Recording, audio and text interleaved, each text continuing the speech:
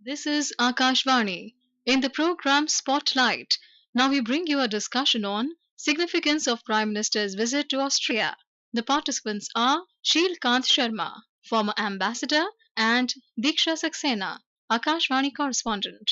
Prime Minister Narendra Modi has made a historic visit to Austria. He landed in the country yesterday after completing his successful visit to Russia. On a 2 day visit to the country, the Prime Minister met the President of Austria, Alexander Van der Bellen, and held talks with the Chancellor of Austria, Karl Nehammer, on a wide range of topics. To discuss more on Indian Prime Minister's historic visit to Austria and India Austria bilateral relations, we are now joined by Ambassador Sheel Sharma. Ambassador Sharma, welcome to the show. Thank you. Ambassador Sharma, having served in Austria, I would first like to delve into the history of India Austria ties, as this visit of Prime Minister Modi to Austria comes 40 years after the then Prime Minister Miss Gandhi's visit. This year, the two countries are also completing 75 years of their diplomatic ties. Please throw some light on the historical ties of both the countries. 75 years of diplomatic relations with Austria is a big milestone. But when you go 75 years back, in the wake of the Second World War, and Austria was divided between the victors among the four powers. And slowly they withdrew, and Austria became independent. In that whole process in the 50s, India helped Austria. And then in the following decades, India and Austria developed a close understanding and relationship because India was keeping itself away from the blocs and Austria also was neutral. So they had a lot of compatibility and mutual understanding on international issues. Then India also stood by the United Nations system, and Austria also had a deep involvement with the UN. Actually, it had given a Secretary General to the UN during the 80s and 90s. And then afterwards, also Vienna has a UN center. When Dr. Bhabha was chairing the committee for IAEA, the diplomatic conference, the International Atomic Energy Agency in the 1950s, this was after President Eisenhower's proposal for atoms for peace. So the question came of the choice of the city where the IAEA should be based. And it was Dr. Bhabha's vote which decided that the IAEA should be based in Vienna. That brought great prestige to Vienna because, as you know, today IAEA is one of the most respected and professional international organization under the UN auspices, and its seat is in Vienna. Then India and Austria continued on this journey by mutual understanding. 20 years back, when we had the President of Austria visit India, Mr. Heinz Fischer, he brought large delegation and he took them all to Mysore. And next to Mysore, next day he said, let's go to Somnathpura. So everyone was surprised. It's the temple of Krishna and made of single rock. And it was the Austrian president who was introducing his delegation to this architecture. So you've had Austrians who loved India, who understand India, and who feel one with India in many ways. Though, of course, Prime Minister's visit did not take place, but our presidents have visited there. President K.R. Narayanan visited there, and Pratibha Patil visited there. Then their Austrian president visited here. And then a number of cabinet ministers have exchanged visits. But our prime minister's visit actually makes a historic milestone. This visit to Austria by prime minister has really vitalized all the bonds and given a strategic direction to India-Austria relations. This is in brief history. Culturally also they are very attuned to India. You have yoga centers there. You have Austrians who are teaching Bharatnatyam. And we had the prime minister present at the Vande Mataram choir by the all Austrian choir, and it was conducted by Professor Vijay Upadhyay, who is a person of Indian origin. He comes from Lucknow, and he conducted that choir. And in Austrian musical traditions, the conductor is respected enormously. So whatever he says, they follow. So you could see his insistence on pronunciation, so Vande Mataram and Sujlam Suflam, all the Austrians are singing it and with correct accent. So this is the kind of a bond that we have. Austrians respect India. There is a Sanskrit department in the University of Austria, which has been functioning for more than a century. And it also has now gotten into South Asian culture. So it talks about yoga and the musical traditions. In your opinion, Ambassador Sharma, what brought both the countries together and why after such a long gap? As you have already mentioned that the presidents have paid visit to each other's country, but the prime minister. No, I would not call it a gap in that sense. I would say that this was our prime minister's deep insight into international relations. That he found out that such an important country, the prime minister, his predecessors have not visited, and so he found time to visit there. So by his visit, he has given it a boost. But the relationship has been doing well. But such a good relationship should be nurtured by more frequent visit by the highest level in government. So our PM has done that. So I wouldn't say it was a gap in that sense, but optically it's a little uncomfortable gap in the sense that why are we not meeting them frequently? The last visit was in 83, and after that, then there were reasons also. There was the Cold War, then the Cold War ended, and the international relations took a different turn. And then the last 2 decades have been very different.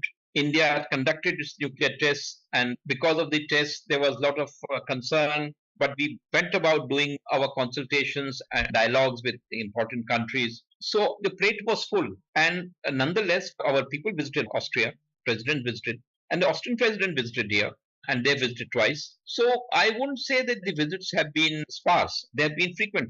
And our foreign minister has been meeting counterpart quite frequently in the last 2 years at multilateral gatherings and in the UN. UN is a place where India and Austria work together. In many ways, we have a similar approach to the UN. We want to strengthen UN. Ambassador Sharma, one very important point which figured in the joint statement was the conflicts around the world.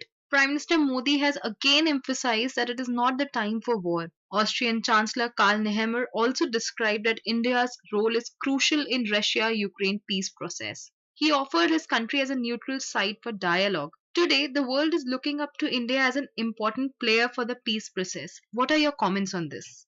Prime Minister's words to President Putin that solutions cannot be found on the battlefield are a step further than his last word, which was 2 years back when he said, "This is not the era of war." So it's a very clear accent and emphasis by India that diplomacy and dialogue should be the way forward to resolve issues. So, in that sense, for peace, and then this whole humanitarian issue, PM expressed his anguish at the humanitarian crisis there. So that shows our concern, how we are worried, and that shows that India as a big country is very keen to move forward on the peace track. Prime Minister Modi and Chancellor also addressed India Austria CEOs meeting. How will it help in bolstering the business ties between? Well, this is another dimension of India-Austria relations, that the corporate sector is very closely enmeshed. The figures for trade and investment, they tell a very good story. When I used to be there in the first decade, the trade was around $1 billion. But today it is nearly $3 billion. So it's tripled. And investment today is also very substantial. So both Austrian businessmen and Indian businessmen find a mutual interest in forging close ties. Now, 150 Austrian companies, they have subsidiaries in India, and they have niche competence. Austria is technologically very advanced in many areas. The Nobel Prize for quantum computing was given to an Austrian physicist 2, 3 years back. And quantum computing is one of the areas for future of information technology. And there the Austrian University, the Austrian Institute of Technology in Vienna and in Innsbruck, they are all very much geared to technology. So India also has the same technology profile. It has the same technology interest and hunger for technology, I would say. Indian scientists and technologists are working, and Prime Minister himself is guiding this whole process. His cabinet ministers have been pushing forward semiconductors, for instance, and the joint statement and the areas which are mentioned, they all focus on the renewable energy, hydrogen economy, the green economy. They also talk about the advancements in artificial intelligence, working together, semiconductors, as I said, quantum computing, then infrastructure. Now, in infrastructure, urban development is one area where we need important input for infrastructure, like our water resources, like waste management, or like energy. And in these areas, Austrians have been doing a lot of good work.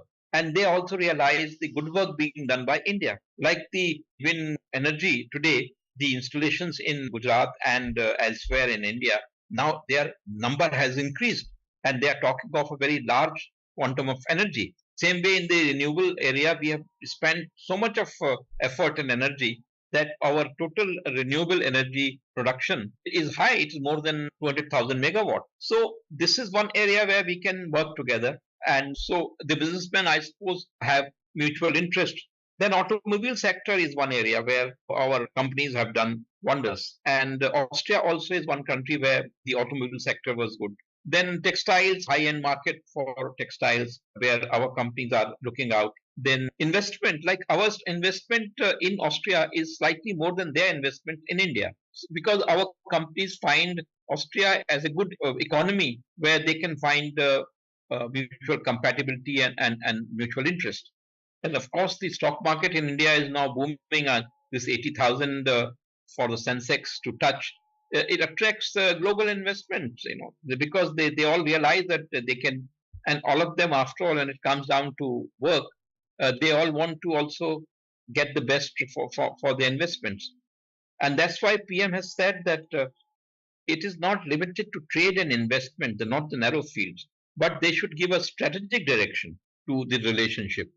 And that strategic direction is given by working together on the startups. Like startups is one thing where we have so many unicorns, and Austrians also observe this.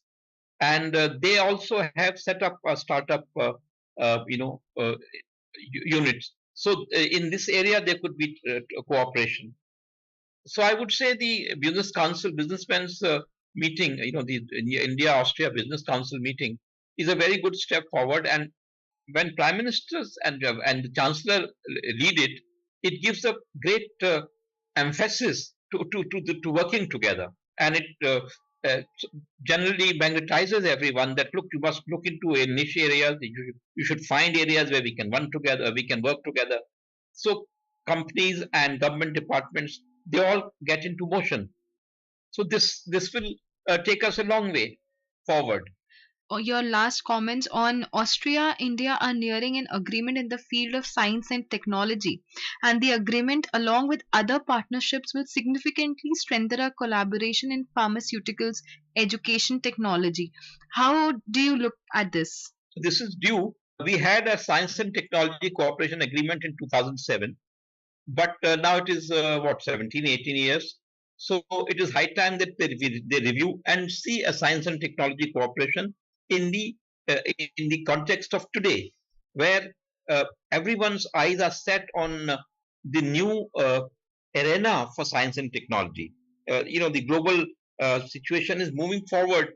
The frontiers of science and technology are today very different from what they were. There is already things in hand which were only visualized in the first decade of the century, but things are now in hand about it.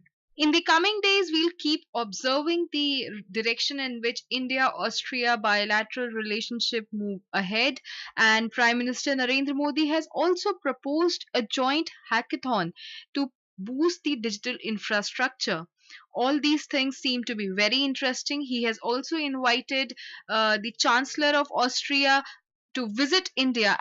You are listening to a discussion on significance of Prime Minister's visit to Austria. The participants were Sheel Sharma, former ambassador, and Deeksha Saksena, Akashvani correspondent. This program was produced and presented by the News Services Division of Akashvani. You can listen to it on our mobile app News on AIR. This program is also available on our YouTube channel News on AIR Official. You may share your feedback about this program through email at airnsttalks@gmail.com or WhatsApp on 928 909 4044.